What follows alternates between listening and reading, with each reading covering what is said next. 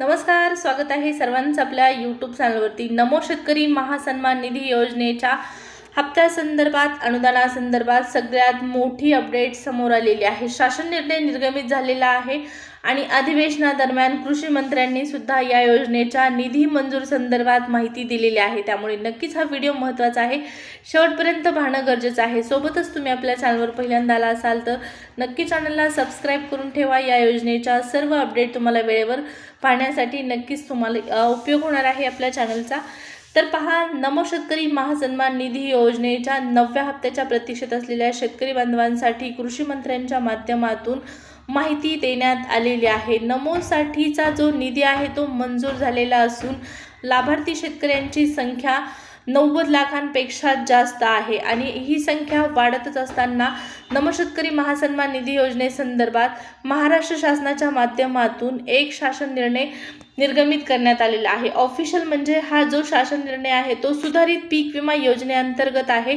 मात्र या सुधारित पीक विमा योजनेअंतर्गत असणाऱ्या शासन निर्णयाचा आणि नमोच्या हप्त्याचा खूप जवळचा संबंध आहे। कारण 3 तारखेला म्हणजे 3 जुलैला जो GR निर्गमित करण्यात आलेला आहे, महाराष्ट्र शासन कृषी पशुसंवर्धन दुग्ध व्यवसाय विकास व मत्स्य व्यवसाय विभाग यांच्या माध्यमातून हा शासन निर्णय स्पष्टपणे सांगत आहे, नमोचा हप्ता त्या शेतकरी बांधवांना 5 वर्ष बंद करण्यात येणार आहे जे बोगस पीक विमा घेणार आहेत। बोगस पीक विम्यासाठी नोंदणी केलेल्या लाभार्थी शेतकऱ्यांना या ठिकाणी पाहू शकता तब्बल 5 वर्षाची बंदी घालण्यात आलेली आहे या शासन निर्णयानुसार। म्हणजे जे शेतकरी बांधव बोगस पीक विमा घेतलेले आढळून येतील, बोगस पीक विम्यासंदर्भात ज्या शेतकऱ्यांच्या तक्रारी असतील त्यांना नमोचा 2000 रुपयाचा हप्ता तब्बल 5 वर्षांसाठी दिला जाणार नाही। या हप्त्यावर 5 वर्षासाठी बंदी असणार आहे बोगस पीक विमा धारक शेतकऱ्यांसाठी। आता 9व्या हप्त्यासंदर्भात अपडेट पहा,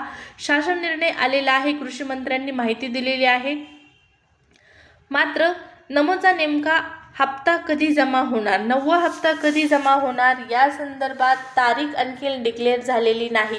DBT प्रोसेस लवकरच सुरू होण्याची शक्यता आहे। 10 तारखेपर्यंत अधिवेशन सुरू आहे आणि अधिवेशनादरम्यानच माहिती दिलेली आहे कृषी मंत्र्यांनी की 1774 कोटी रुपयांचा निधी मंजूर झालेला असून या लाभार्थी शेतकऱ्यांची संख्या वाढलेली आहे। ही संख्या वाढतच आहे वारंवार।